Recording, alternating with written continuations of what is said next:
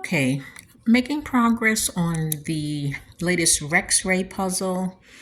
This one is from Pomegranate, and you can see that it has a lot of beautiful, beautiful textures and patterns in there. Rex Ray puzzles are all about the patterns.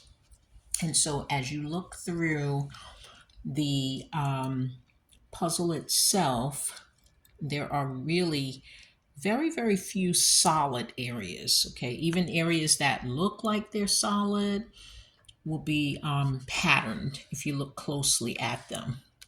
And so, my strategy for doing a Rex Ray puzzle is to really identify and puzzle it, complete the puzzle by the pattern.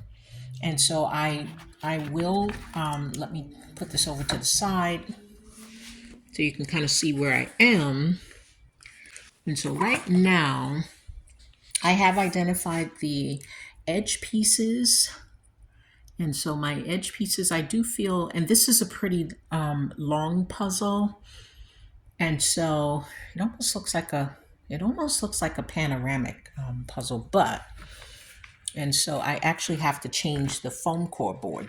That foam core board, let me zero out. That foam core board is going to be is going to not be wide enough. So I'll have to move this puzzle as I can stabilize it a little bit more. And so here is the side. This is a 16, it's 32 inches wide by 16. And so it's definitely going to be too long. This foam core board is 20 by 30. And so you can see that I kind of have, and this is a trick that I like to use as well. If I'm starting on a shorter foam core, then I will not connect for the entire edge, to go across. I'll definitely connect my corners so that I can get a sense of how the puzzle is flowing. But then I'll kind of leave some breaks in there. So this piece here goes into, and I think I'm missing maybe missing a piece on the corner. See here, this piece is not going to fit directly into that piece. So I might be missing like one or two more pieces on that edge, but this is coming along pretty nicely. And this is how I do my Rex Ray puzzles, and any puzzle that has a lot of patterning in it, I feel like it's going to take a really long time to just kind of lay out each, like some people will just lay out each piece. And so what I've started to do here is what I call a pre-sort. So I do a couple of rounds and of these pre-sorts. And what I'm doing is I'm leaving the puzzle pieces in. And as I go through them, I like to identify. See, here's an example of a discernible pattern is what I call it. And so I have groupings. So I'll put that here. And I have these groupings of discernible patterns coming out. And so let me put some spacing in there so you can kind of see what I mean. And see, as I start to put some space between, you'll get these very discernible patterns coming out. And so you can get to work right away. And that's what I really like about this method. It puts you to work right away. Because you could spend, this is only 1,000 pieces, and you could spend a long time sorting all the different patterns that you're finding in here. So let me just kind of move across and you can see what I mean.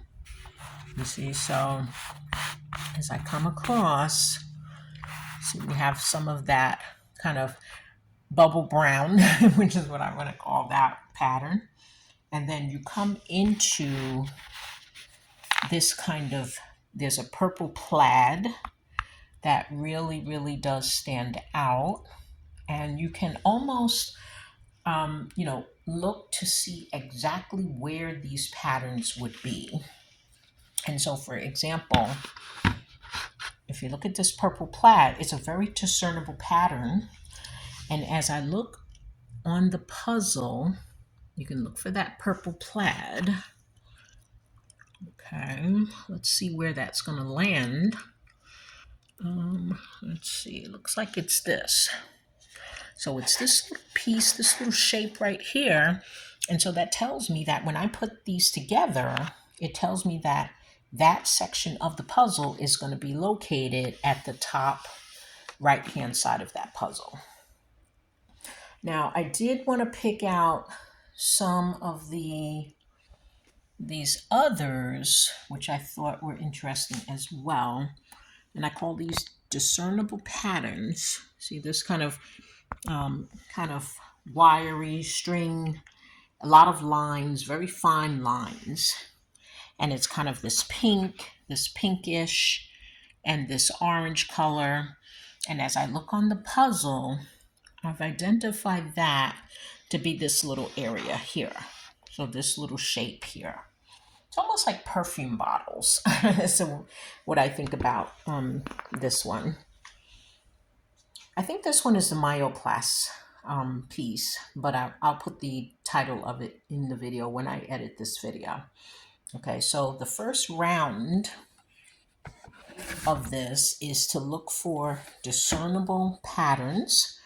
Get those out, and you can see I've got some blues, some light blues here, and I've got some blue with orange. See, as I start to pull these pattern pieces, then you can see which ones really, really do go together. And then I have these greens as well. And so this gives you something to work on right away. And that's what I like about this technique. So I've got this grouping, I've got some yellows over here, I've got my pink and my orange. I have some purples and greens, and I have some of the purple patterns, and then I have some of the blues, the navy blues. And so it gives us something to work on right away. So what I'll do is I will start working on this grouping, and this is like round one. It's really my initial round, and then I'll go right back into my puzzle and I'll start to pick up the next set of patterns. So I will definitely take the next video when we reach the next round.